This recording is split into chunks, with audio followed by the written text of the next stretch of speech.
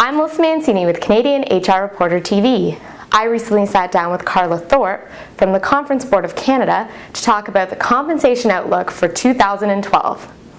I think the good news for employees is that salary increases are going to be a little bit higher in 2012 than they were in 2011. We're forecasting on average increases of 3.1%, so up just very, very slightly from 3% in 2011. I think, we're certainly not going to be back to increases in the range of 4% where we were sort of pre-recession levels for quite some time, and there's talk that maybe 3% is sort of the new normal in terms of salary increases, and that may hold for the next few years. So it's still a ways away. It'll be interesting to see what happens in the years ahead.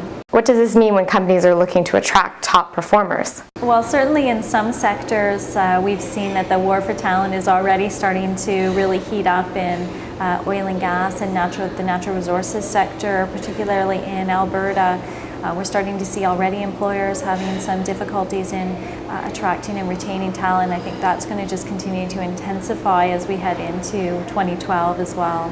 What industries will see the biggest changes? I think the trend is really going to stay about the same for 2012 as we saw for this year. So the same sectors where employees have seen greater increases, as I mentioned, like the oil and gas and natural resources, I think increases will continue to be strong. And likewise, where we've seen more modest increases in retail trade, manufacturing, telecommunications, again, fairly modest increases there for employees for next year as well, more in the range of sort of 2.5%.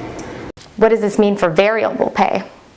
We haven't actually seen an increase in terms of the variable pay component. So variable pay for non-unionized employees averages just over sort of 10% of base pay spending, and that's been pretty stable over time. So we haven't seen a big shift in terms of organizations placing more focus on incentive pay or bonus pay. It's been sort of the same mix that we'd seen before the recession.